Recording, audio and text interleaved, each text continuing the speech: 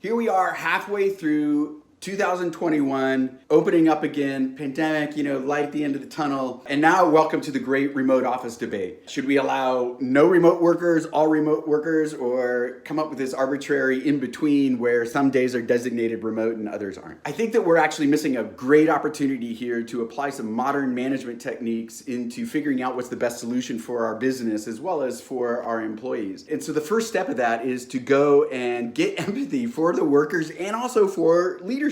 Workers actually do want to collaborate. They do want to come into the office sometimes, typically surveys show. But they also need time to manage their home lives and these other things that they have going on that allow them to live this sort of more balanced, contented life that makes them more productive employees. And managers have some real fears as well. They're worried about collaboration and engagement and accountability.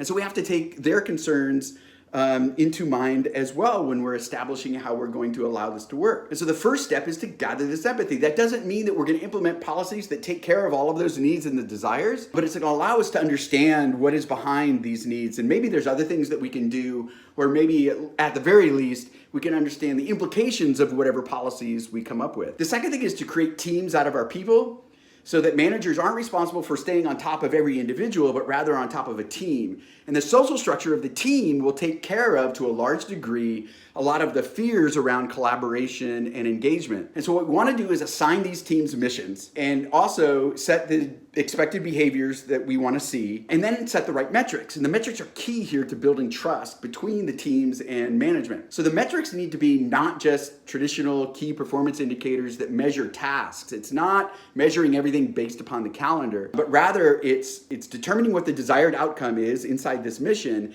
and then what are the metrics that give us an indication that we're making progress towards the desired outcome. So over time, that's going to develop trust, because as they accomplish those missions, then management, they're able to see that their employees, the smart people that they've hired, actually can solve problems and actually can do the work. And so builds trust over time. And what this actually is going to end up creating are empowered employees that can make decisions, that can do great work, that can solve real problems, while at the same time giving management this ability to become more strategic and more proactive, because they're not staying on top of their employees to make sure that they're actually getting the work done. So implement those couple of ideas and let me know how it goes. Click the link below for more tips.